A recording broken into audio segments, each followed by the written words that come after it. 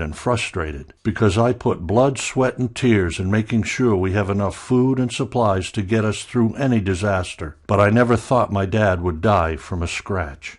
So why am I sharing this story with you today? It's simple. I used to believe the biggest threat in any crisis was the lack of food, water, or shelter. But the truth is, the number one killer in a crisis is disease and infection. And it doesn't matter if it's an earthquake, terrorist attack, or the collapse of the dollar. One of the first things to kill most people in a crisis is an illness or disease.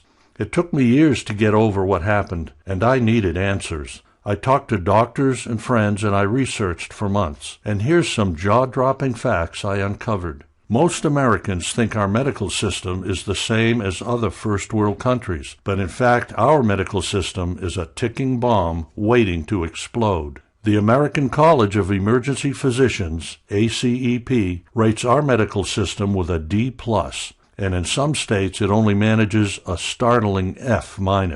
This means if there's a major emergency, your hospital won't be able to help you.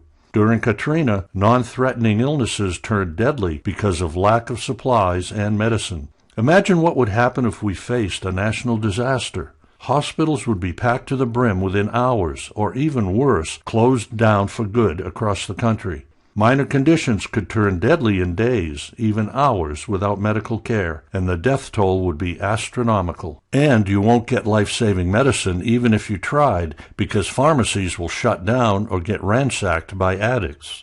Trucks carrying medical supplies stop with the next terrorist attack, natural disaster, or economic meltdown, and pharmacies are emptied within minutes. And that's not all. Public services like police, ambulances, garbage collectors are out of commission for days, weeks, even months at a time. When the hurricane hit New Orleans, it knocked out both power and running water. And when the grid is down, sewage and water systems fail. Raw sewage literally runs into the streets and contaminates the water supply beyond repair. The bottom line is, with no clean running water, power, and medication to prevent diseases, and no hospitals to control the spread of diseases, you and your family will be in serious danger. After my father's death, I realized how oblivious I'd been to the real danger. I couldn't live with the thought of my kids dying because of some scratches. I knew I had to do something. I glued myself to the computer and I worked like a dog. I spent the first few months looking on forums and websites, but I found nothing. The only answers I found were stockpiling medicine or getting some first aid training. The problem is first aid training is not enough. First aid is designed for one thing and one thing only, to get someone to a hospital, but you don't always have this option during a crisis. I racked my brain for months trying to find the answer, but kept coming up short. I didn't know where else to turn. And then one day, I stumbled on an article about Romania.